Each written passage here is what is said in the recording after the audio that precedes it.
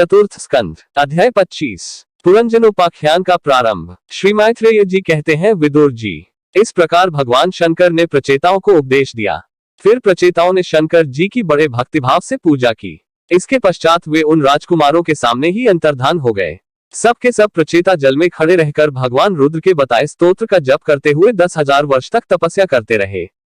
इन दिनों राजा प्राचीन बरही का चित्त कर्मकांड में बहुत रम गया था। उन्हें अध्यात्म विद्या विशारद परम कृपालु नारद जी ने उपदेश दिया।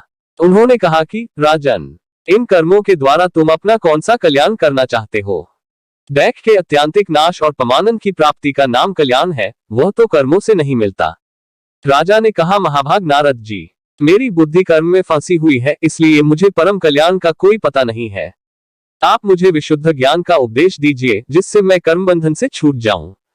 जो पुरुष कपधर्म में गृहस्थाश्रम में ही रहता हुआ पुत्र, स्त्री और धन को ही परम पुरुषार्थ मानता है, वह ज्ञानवश संसारारण्य में ही भटकता रहने के कारण उस परम कल्याण को प्राप्त नहीं कर सकता। श्री नारद जी ने कहा, देखो देखो राजन, तुमने यज्ञ में निर्दयतापूर्वक जिन हजारों पशुओं की बलि दी है, उन्हें आकाश में देखो। ये सब तुम्हारे द्वारा प्राप्त हुई पीड़ाओं को याद करते हुए बदला लेने के लिए तुम्हारी बाट देख रहे हैं। जब तुम मरकर परलोक में जाओगे, तब ये अत्यंत क्रोध में भरकर तुम्हें अपने लोहे के से सींगों से छेदेंगे। अच्छा, इस विषय में मैं तुम्हें एक प्राचीन उपाख्यान सुनाता हूँ। वह राजा पुरंजन का चरित्र है, उसे तुम मुझसे सावधान होकर सुनो। पूर्व काल में पुरंजन नाम का एक बड़ा यशस्वी राजा था। उसका अविज्ञात नामक एक मित्र था।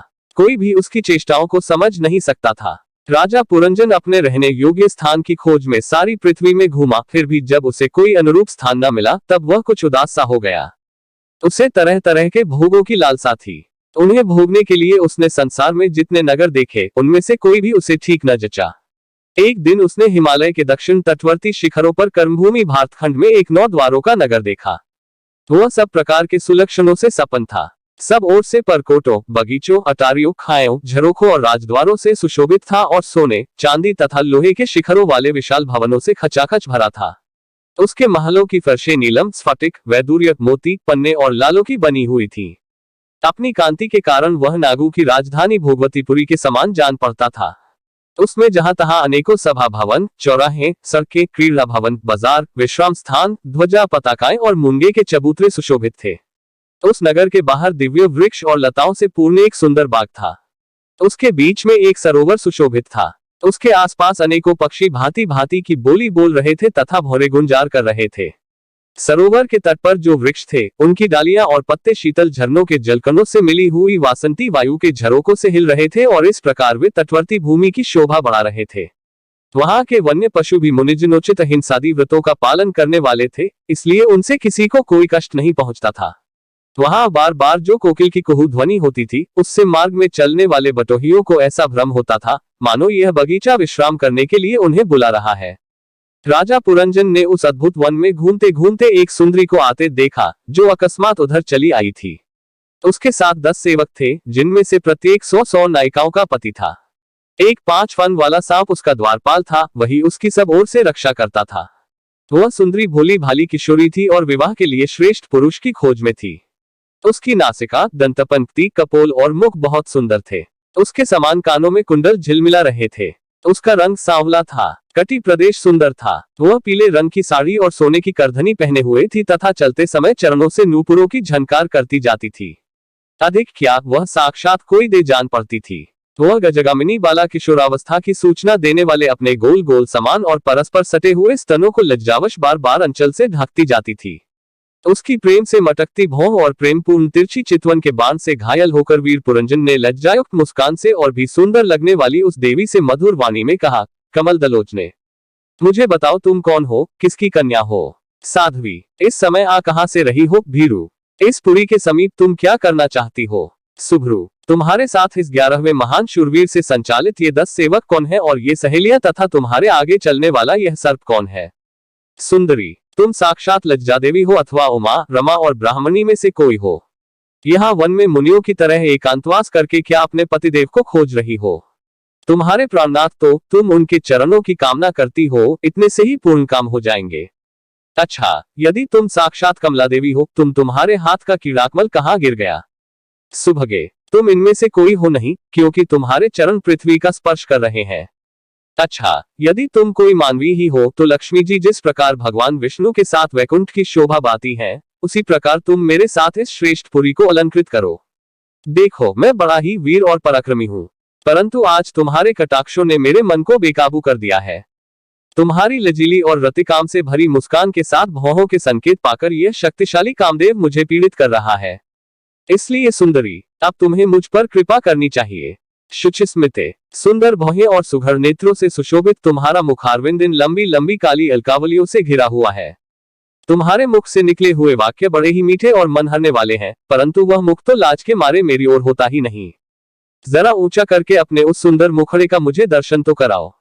श्री नारद जी कहा, वीरवर, जब राजा पुरंजन ने अधीर से होकर इस प्रकार याचना की, तब उस बाला ने भी हंसते हुए उसका अनुमोदन किया। वह भी राजा को देखकर मोहित हो चुकी थी। वह कहने लगी, नरश्रेष्ठ, हमें अपने उत्पन्न करने वाले का ठीक ठीक पता नहीं है और न हम अपने या किसी दूसरे के नाम या गोत्र को ही जानती है। वीरवर, आज हम सब इस पुरी में हैं, इसके सिवा मैं और कुछ नहीं जानती। मुझे इसका भी पता नहीं है कि हमारे रहने के लिए यह पुरी किसने बनाई है। प्रियवर, ये पुरुष मेरे सखा और स्त्रियां मेरी सहेलियां हैं तथा जिस समय मैं सो जाती हूँ, यह सर्प जागता हुआ इस पुरी की रक्षा करता रहता है।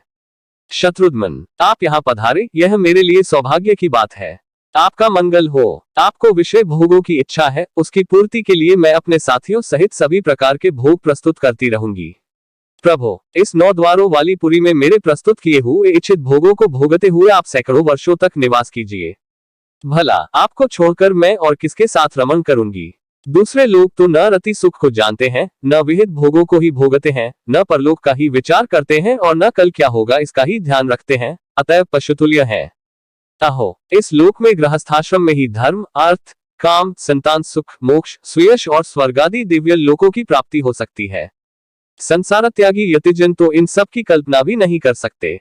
महापुरुषों का कथन है कि इस लोक में पितर, देव, ऋषि, मनुष्य तथा संपूर्ण प्राणियों के और अपने भी कल्याण का आश्रय एकमात्र गृहस्थाश्रम ही है। वीर शिरोमणि, लोक में मेरी जैसी कौन स्त्री होगी जो स्वयं प्राप्त हुए आप जैसे सुप्रसिद्ध, उदारचित और सुंदर पति को वरण न करेगी। महाबाहो, इस पृथ्वी पर आपकी सांप जैसी गोलाकार सुकोमल भुजाओं में स्थान पाने के लिए किस कामिनी का चित्त न ललचावेगा। आप तो अपनी मधुर मुस्कानमयी करुणापूर्ण दृष्टि से हम जैसी अनाथाओं के मानसिक संताप को शांत करने के लिए ही पृथ्वी में विचर रहे हैं। श्री नारद जी कहते हैं, राजन, उन स्त्री पुरुषों ने इस प्रकार एक दूसरे की बात का समर्थन कर फिर 100 वर्षों तक उस पुरी में रहकर आनंद भोगा। गायक लोग सुमधुर स्वर में जहां तहां राजा पुरंजन की कीर्ति गाया करते थे। जब ग्रीष्म ऋतु आती, तब वह अनेकों स्त्रियों के साथ सरोवर में घुसकर जलक्रीड़ा करता। उस नगर में जो 9 द्वार थे, उनमें से 7 नगरी के ऊपर और 2 नीचे थे। उस नगर का जो कोई राजा होता, उसके पृथक पृथक देशों में जाने के लिए ये द्वार बनाए गए थे। इनमें से 5 पूर्व, 1 दक्षिण, 1 उत्तर और 2 पश्चिम की ओर थे। उनके नामों का वर्णन करता हूँ। पूर्व की ओर खाद्योत और आविर्मुखी नाम के 2 द्वार एक ही जगह बनाए गए थे। उनमें होकर राजा पुरंजन अपने मित्र द्युमान के साथ विभ्राजित नामक देश को जाया करता था। इसी प्रकार उस ओर नलिनी और नालिनी नाम के द्वार और भी एक ही जगह बनाए गए थे। उनसे होकर वह अवधूत के साथ सौरभ नामक देश को जाता था। पूर्व दिशा की ओर मुखिया नाम का जो 5वां द्वार था, उसमें होकर वह रसज्ञ और विपन के साथ क्रमशः बहुदन और आपन नाम के देशों को जाता था। पुरी के दक्षिण की ओर जो पितृहु नाम का द्वार था, उसमें होकर राजा पुरंजन श्रुद्धर के साथ दक्षिण पांचाल देश को जाता था। उत्तर की ओर जो देवहु नाम का द्वार था, उससे श्रुद्धर के ही साथ वह उत्तर पांचाल देश को जाता था। पश्चिम दिशा में आसुरी नाम का दरवाजा था, उसमें होकर वह दुर्मत के साथ ग्रामक देश को जाता था तथा निर्वृति नाम का जो दूसरा पश्चिम द्वार था, उससे लुब्धक के साथ वह वैश्यस नाम के देश को जाता था। इस नगर के निवासियों में निर्वाक और पेशस्कृत ये 2 नागरिक अंधे थे। राजा पुरंजन आंख वाले नागरिकों का अधिपति होने पर भी इन्हीं की सहायता से जहां तहां जाता और सब प्रकार के कार्य करता था। जब कभी अपने प्रधान सेवक विशुचिन के साथ अंतःपुर में जाता, तब उसे स्त्री और पुत्रों के कारण होने वाले मोह, प्रसन्नता एवं हर्ष आदि विकारों का अनुभव होता। उसका चित्त तरह तरह के कर्मों में फंसा हुआ था और काम परवश होने के कारण वह मूढ़ रमणी के द्वारा ठगा गया था। उसकी रानी जो काम करती थी, वही वह भी करने लगता था।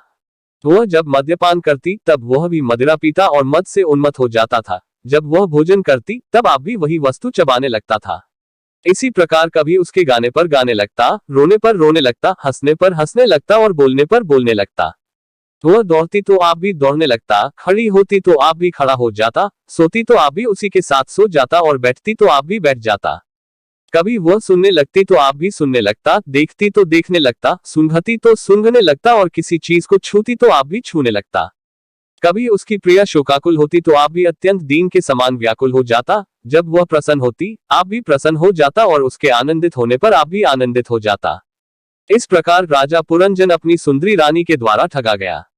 सारा प्रकृतिवर्ग परिकर ही उसको धोखा देने लगा। वह मूर्ख विवश होकर इच्छा न होने पर भी खेल के लिए घर पर पाले हुए बंदर के समान अनुकरण करता रहता।